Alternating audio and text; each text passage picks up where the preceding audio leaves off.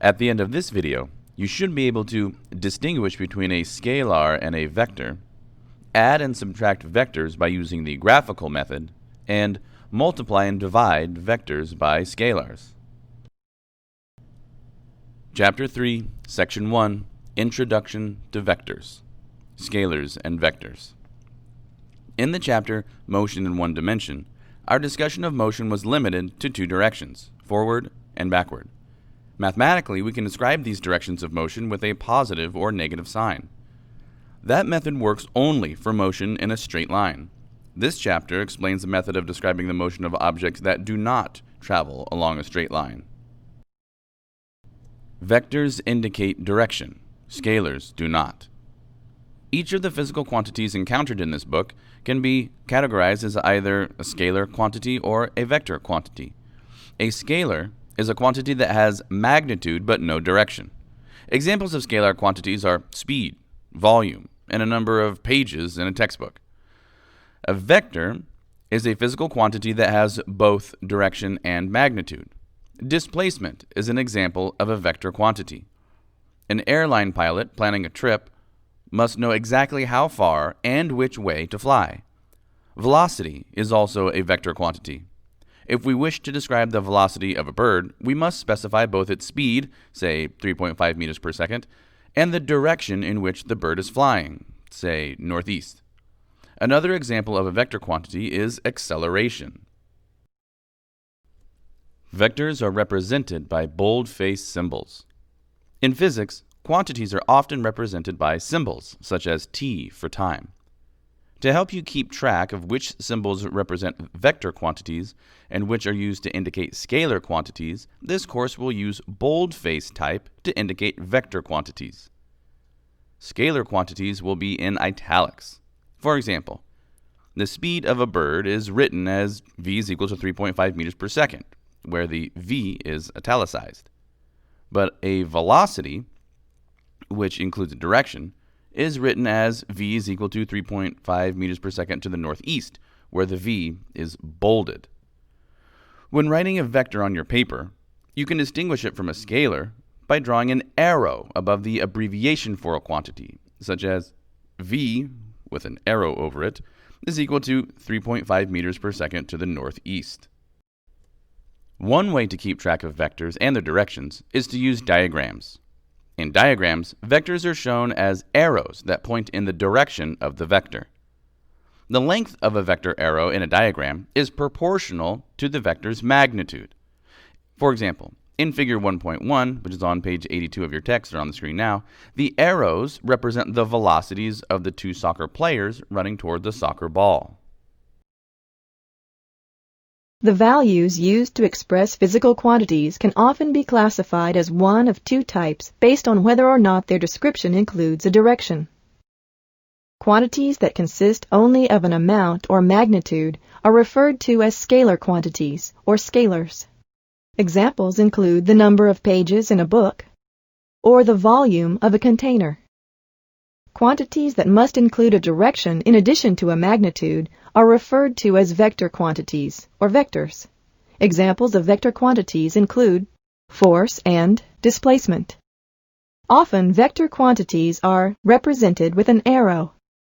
The length of the arrow represents the magnitude of the vector quantity. The direction of the arrow represents the direction of the vector quantity. A resultant vector represents the sum of two or more vectors. When adding vectors, you must make certain that they have the same units and describe similar quantities. For example, it would be meaningless to add a velocity vector to a displacement vector because they describe different physical quantities. Similarly, it would be meaningless as well as incorrect to add two displacement vectors that are not expressed in the same units. For example, you cannot add meters and feet together. The chapter Motion in One Dimension covered vector addition and subtraction in one dimension. Think back to the example of the gecko that ran up a tree from a 20 centimeter marker to an 80 centimeter marker. Then the gecko reversed direction and ran back to the 50 centimeter marker. Because the two parts of this displacement are each vectors, They can be added together to give the total displacement of 30 centimeters. The answer found by adding two vectors in this way is called the resultant. Vectors can be added graphically. Consider a student walking 1,600 meters to a friend's house and then 1,600 meters to school, as is shown in Figure 1.2 on the screen now or on page 83 of your text. The student's total displacement during his walk to school is in a direction from his house to the school, as is shown by the dotted line. This direct path is the vector sum of the student's displacement from his house to his friend's house and his displacement from his friend's house to school. How can this resultant displacement be found? One way to predict the magnitude and direction of the student's total displacement is to draw the situation to scale on paper. Use a reasonable scale, such as 50 meters on land is equal to 1 centimeter on paper. First, draw the vector representing the student's displacement from his house to his friend's house, giving the proper direction and scaled magnitude. Then, draw the vector representing his walk to the school, starting with the tail at the head of the first vector. Again, give it scaled magnitude and the right direction. The magnitude of the resultant vector can be determined by using a ruler. Measure the length of the vector pointing from the tail of the first vector to the head of the second vector. The length of that vector can then be multiplied by 50, or whatever scale you have chosen, to get the actual magnitude of the student's total displacement in meters. The direction of the resultant vector may be determined by using a protractor to measure the angle between the resultant and the first vector, or between the resultant and the chosen reference line. Properties of vectors. Now consider a case in which two or more vectors act at the same point. When this occurs, it is possible to find a resultant vector that has the same net effect as the combination of the individual vectors. Imagine looking down from the second level of an airport at a toy car moving at 0.80 meters per second across a walkway, and the walkway moves at 1.5 meters per second. How can you determine what the car's resultant velocity will look like from your viewpoint? Vectors can be moved parallel to themselves in a diagram. Thus, you can draw one vector with its tail starting at the tip of the other as long as the size and direction of each vector does not change. The resultant vector can then be drawn from the tail of the first vector to the tip of the last vector.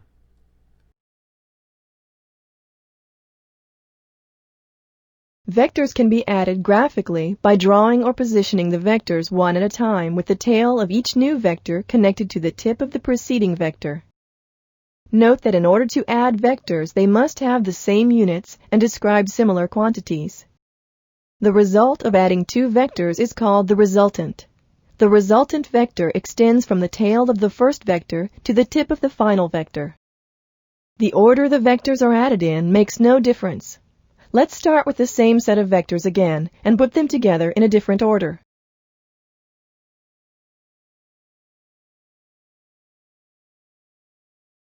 You get the same resultant if you add the vectors in any sequence.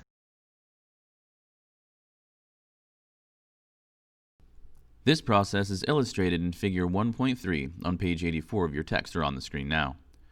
Although both vectors act on the car at the same point, the horizontal vector has been moved up so that its tail begins at the tip of the vertical vector. The resultant vector can then be drawn from the tail of the first vector to the tip of the last vector. This method is known as the triangle or polygon method of addition. Again, the magnitude of the resultant vector can be measured using a ruler, and the angle can be measured with a protractor. In the next section, we will develop a technique for adding vectors that is less time-consuming because it involves a calculator instead of a ruler and a protractor.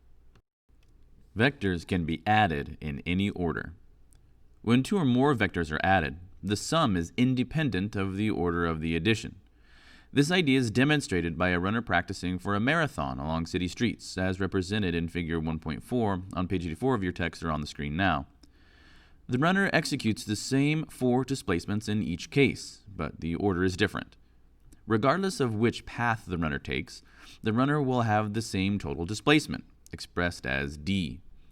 Similarly, the vector sum of two or more vectors is the same regardless of the order in which the vectors are added, provided that the magnitude and direction of each vector remain the same.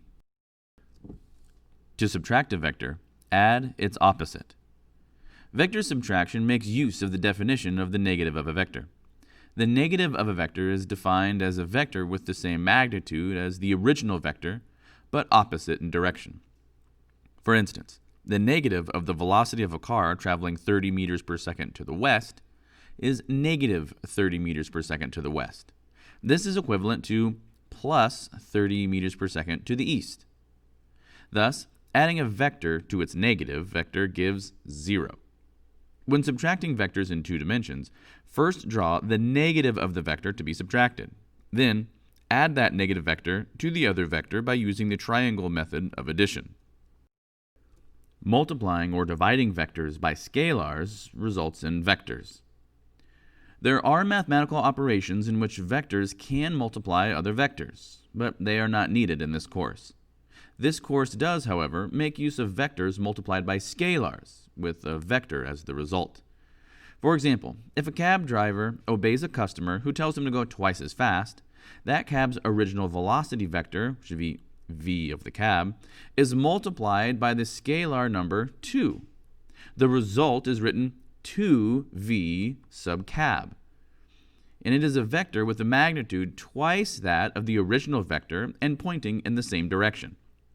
On the other hand, if another cab driver is told to go twice as fast in the opposite direction, that is the same as multiplying by the scalar number -2.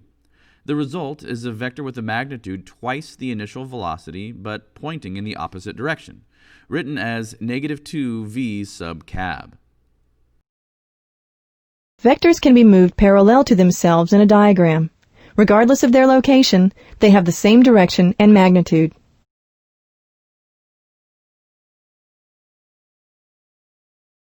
Vectors can be added in any order.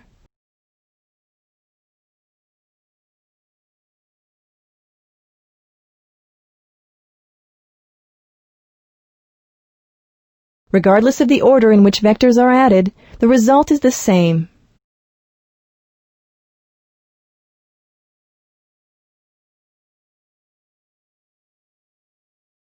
Just as vectors can be added, it is also possible to subtract them. We remember that subtracting a number is the same as adding its opposite. For example, 10 minus 5 is the same as 10 plus -5. The same holds true with vectors. To subtract the vector d2 from the vector d1, we simply add a negative d2 to our original d1. The negative of a vector is defined as a vector with the same magnitude as the original vector, but opposite in direction.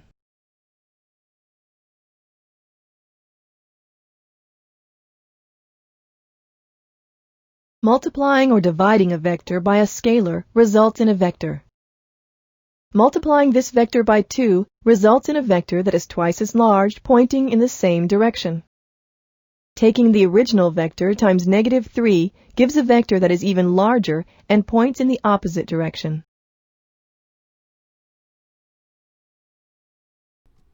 At this point, you should be able to distinguish between a scalar and a vector, add and subtract vectors by using the graphical method, and multiply and divide vectors by scalars.